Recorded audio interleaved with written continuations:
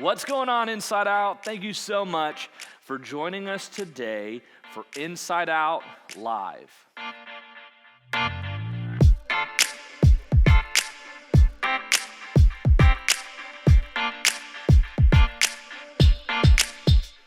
Well, guys, it is the end of summer. Some of you, in fact, are already back in school, and some of you are getting ready to go back to school in just a few days. And so I just want to celebrate the fact that you made it through probably the weirdest summer ever. I hope that you found time to have a little bit of fun, and I hope that you have had fun with us here at Inside Out Live. If it's your first time joining us in Inside Out, I just want you to know that we are for you, and we know that especially in this season, it's difficult to be a high school student.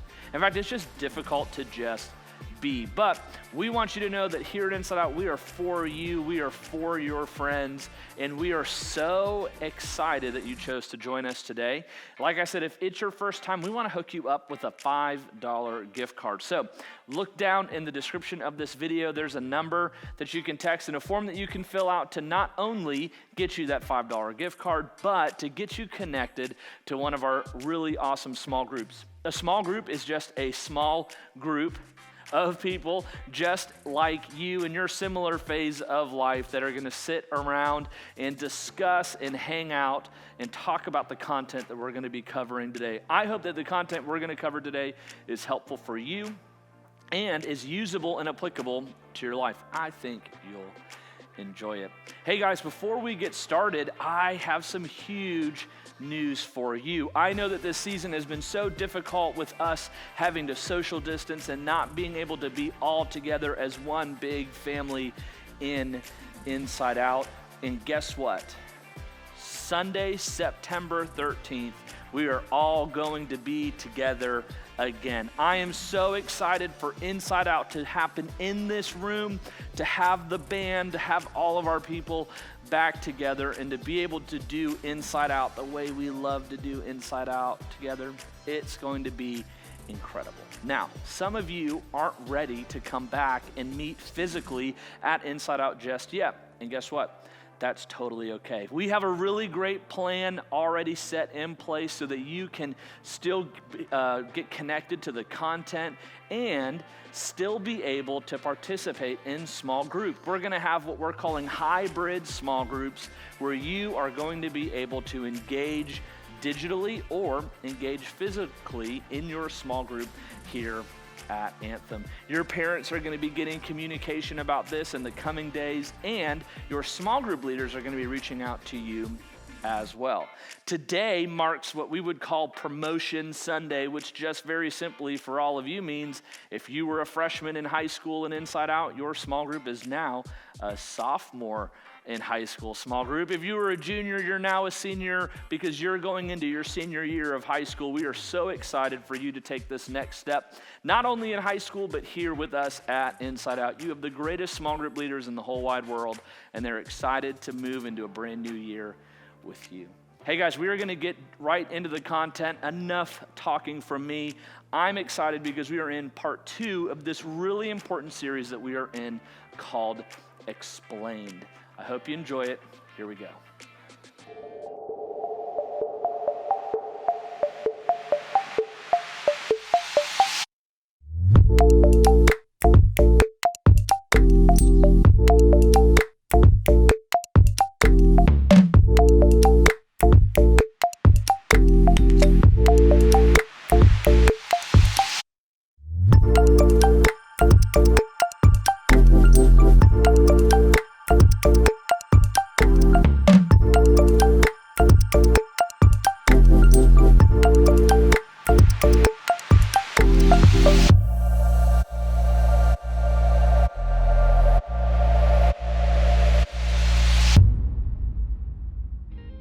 Start today by telling a story.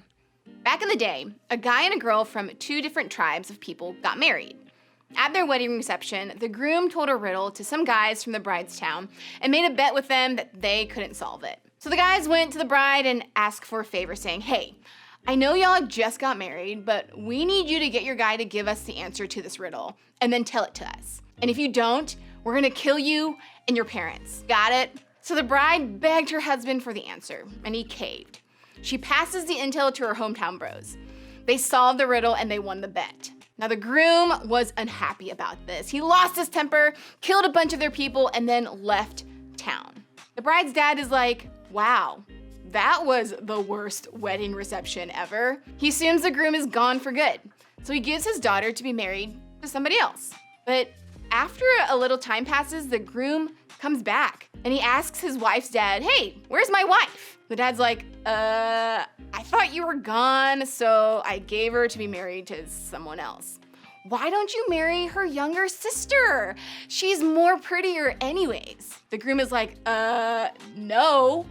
And so again, the groom flips out. He captures a bunch of foxes and lights their tails on fire. I mean, can someone say animal cruelty? The foxes run around like their tails are on fire because they are. And in the process, they start a wildfire that burns down a bunch of the grain, vineyards, and the olive groves in town. Now here's what's crazy. This story is in the Bible. It doesn't read exactly the same way that I told it, but the basic plot is there. It's found in the book of Judges in the Old Testament, chapters 14 and 15. And as a kid, I would hear this story and other stories from the Bible, and I think, what does this story from the Bible have to do with my life? Teaching me to never tell riddles at a wedding reception? Is it trying to teach me not to set animals on fire? Like, what is this even about? Last time we met, we started a conversation about the Bible. And we said that Jesus is the point of the Bible. And that when the Bible is confusing, knowing that the point of the Bible is getting to know Jesus better makes it clear. But the truth is, Jesus doesn't show up in a lot of the things that we read. He doesn't appear in the story about the foxtails. Jesus helps us see God more clearly and helps us see the whole story of God and humans more clearly. But what are we supposed to do with the rest of the Bible? What about verses that seem weird? If your Bible verse of the day is, when he opened the seventh seal, there was silence in heaven for about half an hour. What are you supposed to do with that? Stories that seem crazy, with talking donkeys and voices coming out of fire. Commands that don't make sense. There's a command in Leviticus for people not to wear clothes that are made out of 2 different kinds of material. So if you're wearing a cotton polyester blend, you're in trouble, right? Wait, that doesn't seem right at all. The point is, sometimes there's a disconnect between what we're told about the Bible and what we actually experience when we read it. We're told that the Bible can change us, help us, and guide us. But when we take the time to read it ourselves, it can actually be quite confusing. And how can something confusing change us, help us, and guide us? Is there something that we're missing? Is there a different way to do this? And if there was a different way, would it help us understand verses like, don't wear clothing made out of 2 different fabrics? Is there a way for verses like that to be explained? The good news is, there is a way forward. And understanding that the Bible is and what it's meant to be helps us to get the Bible in a way maybe we haven't been able to before. So let's start with the basics. There are 2 halves of the Bible. The Old Testament, also known as the Hebrew Scriptures, and the New Testament. The Old Testament is the Jewish Bible and it's pre-Jesus. The New Testament includes Jesus' life and the start of the church after Jesus died and came back to life. But within these 2 parts, there's a lot going on. It's a big book, and in fact, it's not a book at all. Here's what I mean. The Bible is actually 66 different documents and documents of different types that got put all together. There are poetry books and books that include laws given to the people of Israel. There are books the people of Israel wrote of their history and wisdom books, books containing a lot of advice. There are letters, lots of letters written to different people in different parts of the world. And they are all wrapped up into one big book. To better understand this, I want you to think about the words you have to read in your regular life. And hold on, I can show you. So I've got all different kinds of books here. We've got like a history book that maybe you have to, read in your, AP history class. We've got like some sort of instruction manual teaching you how to do something. Maybe when you were growing up, you were really into comics, so you've got that. A whole booklet of all the texts that you've received in your life, all wrapped up in this nice little notebook here. Just, self-help books that, that people have given you as gifts on Christmas that you just haven't really had the time to read. Something fun, something enjoyable that you like to read. And then just a book of just poetry and literature that's bounded up in nice gold foil there, right? Now imagine them all these books just being mashed together, and we put this cover all around them, and this represents the story of everything. Like, this is your whole life as a book. Yikes. I mean, it's kind of true, right?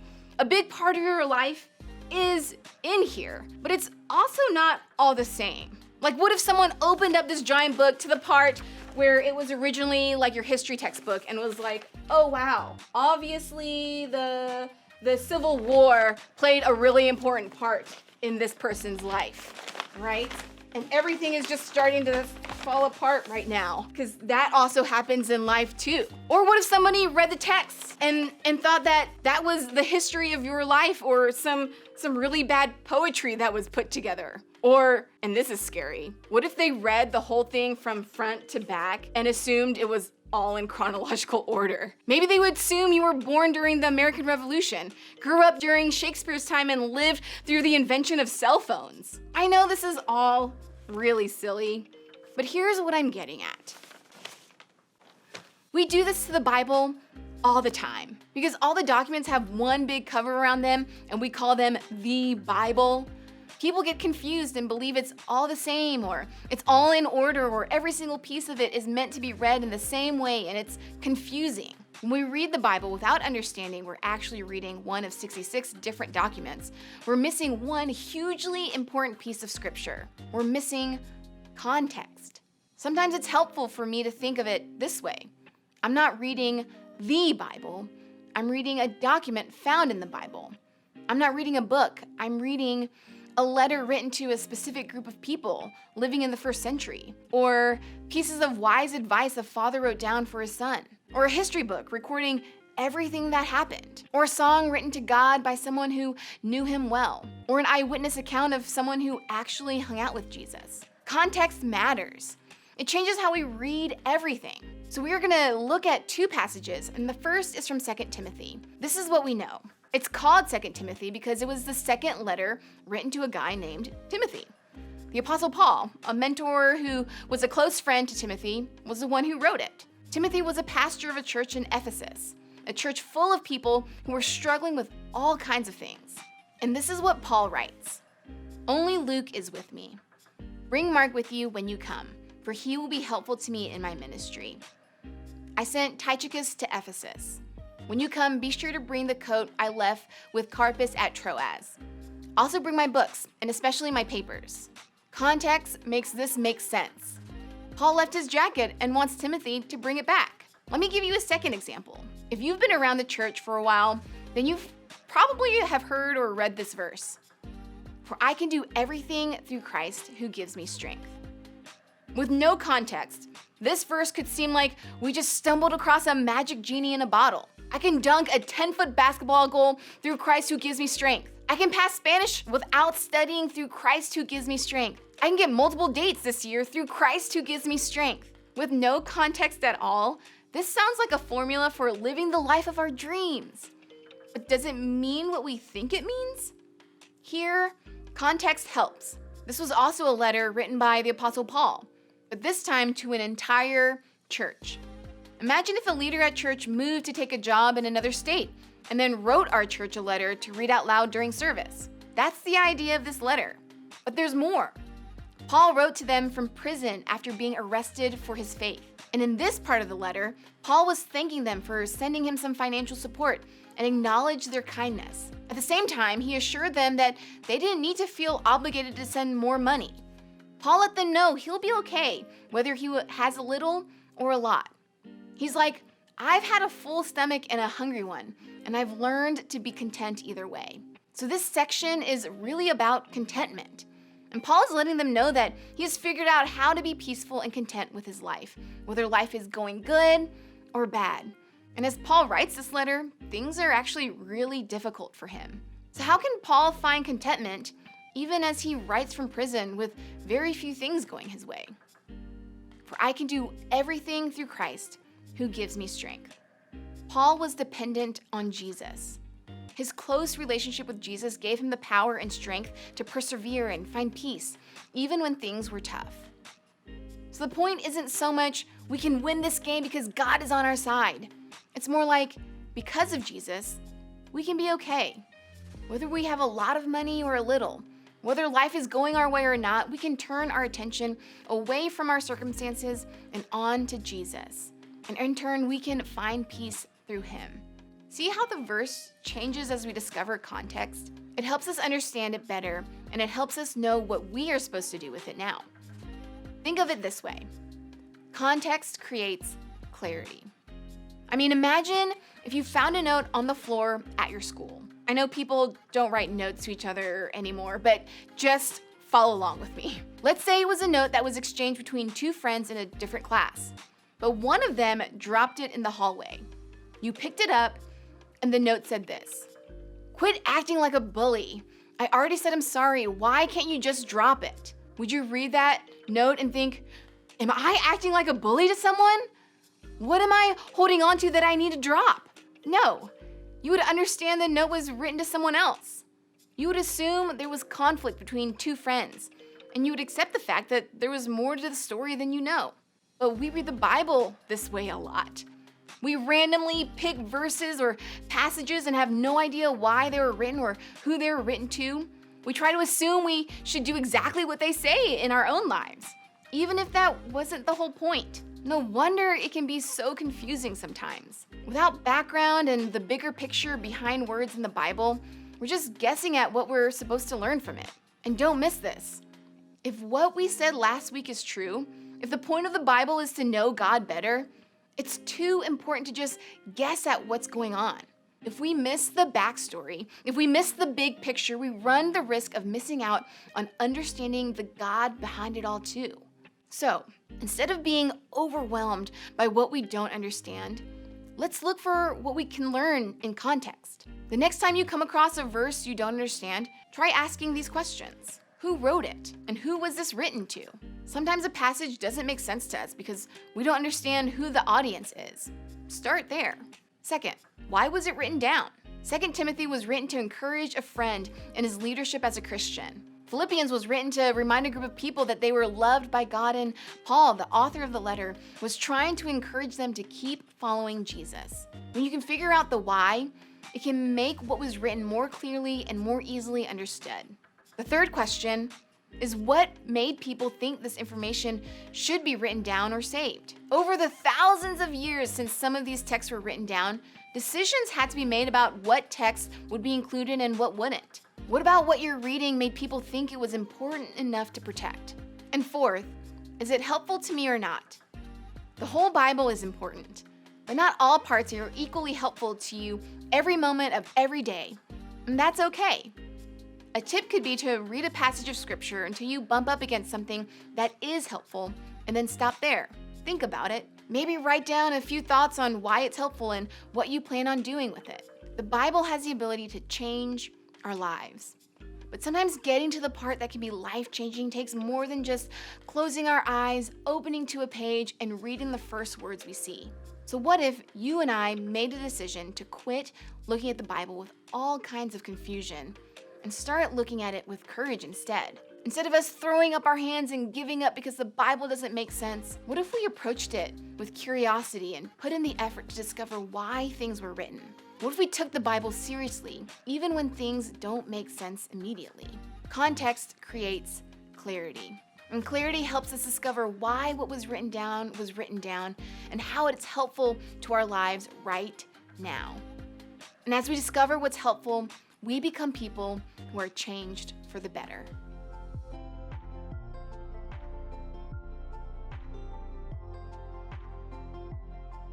What an awesome talk today, guys. This is the type of stuff that I get so excited about. If you know anything about me, you know that I'm kind of a history buff. In fact, I'm not kind of a history buff, I'm a history buff. And one of the things that as I got older in my life and just older and matured maybe just a little bit more in my understanding of the Bible and in my desire to read it more, one of the things that was so cool for me as a history buff was to understand the context of what I was reading and to see how what I was reading, the firsthand accounts from all of the people that hung out with Jesus and even all of the stuff that we can read about in the Old Testament, how all of that stuff aligned with history, how it aligned with other historical documents, how it aligned with stories that were told by people who really lived just like Matthew, Mark, and all the other guys that hung out with Jesus. I just thought it was the coolest thing. And context is so important. In fact, when we read the scriptures, just like we talked about today, it's so important for us to not only understand the context of all the other verses and all the other writings surrounding that writing, but it's important for us just to understand the history of the time because history matters. So I am really excited as you guys head to small group for you to continue to unpack what this idea looks like for you personally, for your friends and all the people that are around you, and hopefully really about what it means for you as you continue to figure out what it looks like for you to personally read the Bible and whether or not you even take it seriously. I'm excited for you guys to head to small groups, and I'm even more excited because we are so close to getting the opportunity to meet together again here in person at Inside Out. It's September 13th. Put it on your calendar. I can't wait to see you guys then. Thanks for joining us for another episode of Inside Out Live. We will see you soon.